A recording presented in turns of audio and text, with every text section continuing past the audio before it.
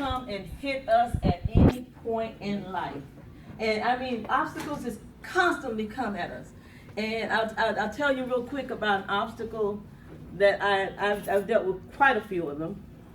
And one obstacle that I dealt with, and I told my sister I wasn't going to tell the story, but I'm telling it. She started blinking. See, look at her eyes.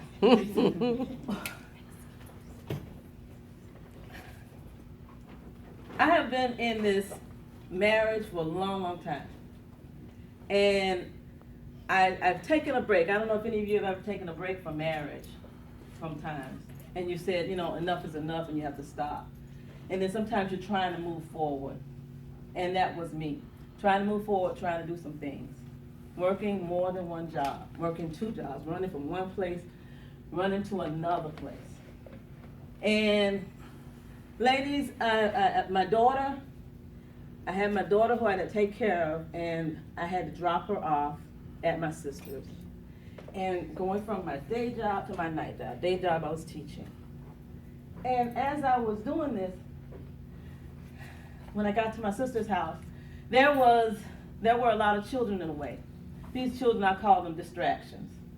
They got really, really, really frustrated, you know. Like, what are these kids that are doing in my way? I got to drive out there.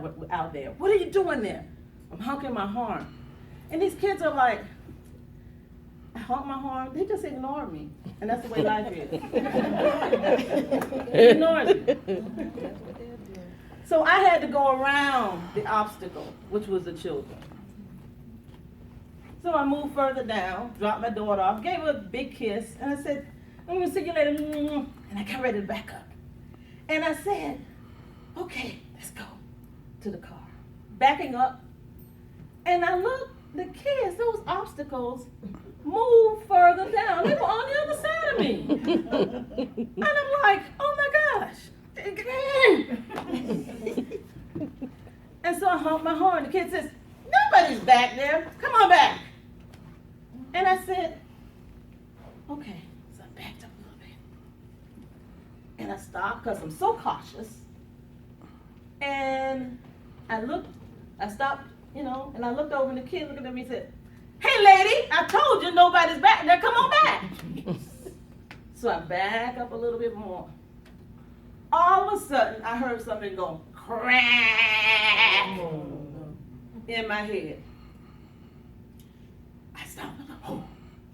I looked at the kid, and his face was, oh no. Something snapped in me. I jumped out of my vehicle, and I said, oh, there's another kid on the other side. He's underneath the car. I jumped out. I took a leap. Whoa. Whoa! Something told me to stop. I looked. The van, it's a van now. Start rolling back.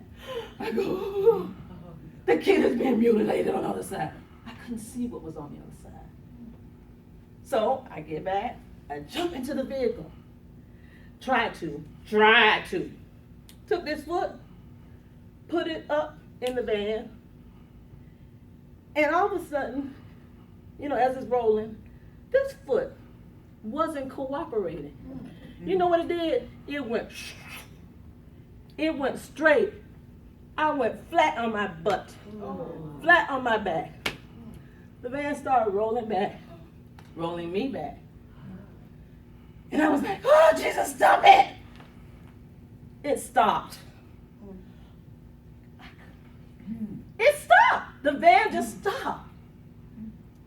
And I look, where is he? I went, what? It stopped. But as I'm looking out, I said to myself, oh, that's a problem. This wheel is on my thigh. And on top of the wheel was the van. What do I do? I was stuck. I couldn't move. I couldn't do a thing.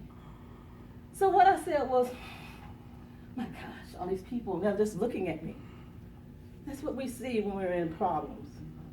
Everybody's looking at me. But they weren't helping me. So I started screaming, help, help, help, help. little girl came to me dressed in Indian attire, and she said, "Yes, miss. What is it?" I'm saying to myself, "What is it? What's a problem?" And I said, "Can you drive?" The girl said to me, "No, miss, I cannot drive." I said, "Oh my God, help, help, help!" So then another lady came up, and she said to me, she said, "Yes, how can I help you?" Still thinking, What is it you don't why are they asking me how can they help me? Can't they see there's a problem? So I said, "Okay, thank you very much. Can you drive?" And this lady says to me, "Yes, I can drive." I said, "Okay." I'm stuck on my back, and I said to her, "All right, here's what I want you to do. I want you to get into the vehicle, and I want you to put it in reverse, and I want you to back it up for me just a little bit." She did it. And I said, "Okay, very, very good. Now I want you to move back just a little bit more so I can pull my skirt," because it was all, it was almost wrapped around the tire. She moved up a little bit. So as I'm sitting there, I'm on the ground. The lady gets out the vehicle, and she says, I said to her, "Well, did anyone call 911? I'm asking all the questions. And she says, "I tell you what, before we do that, why don't you see if you can get up?" Help, help, help!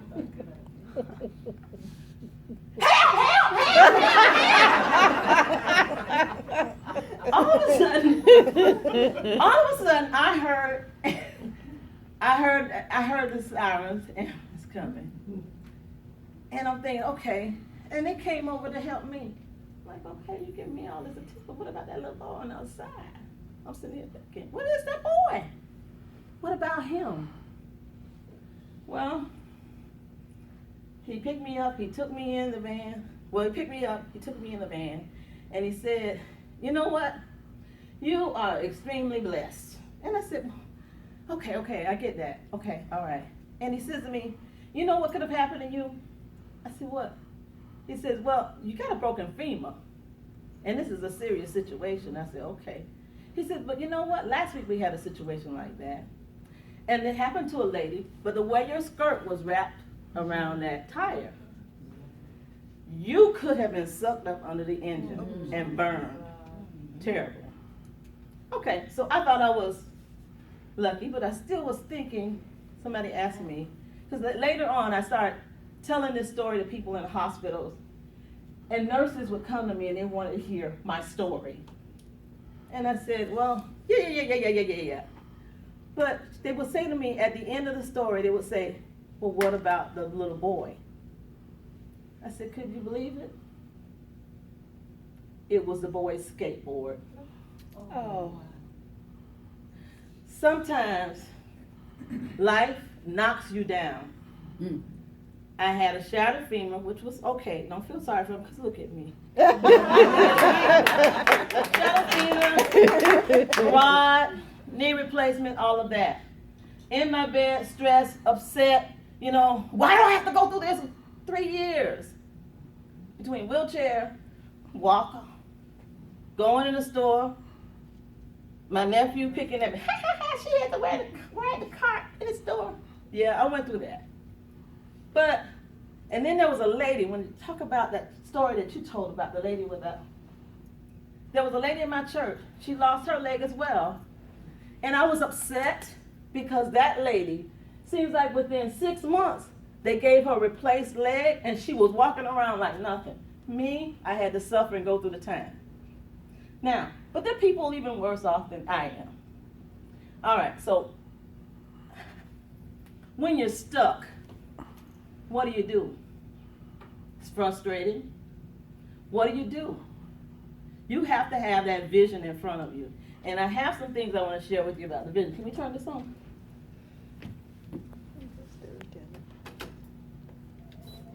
Are you going to sit there and push the button on?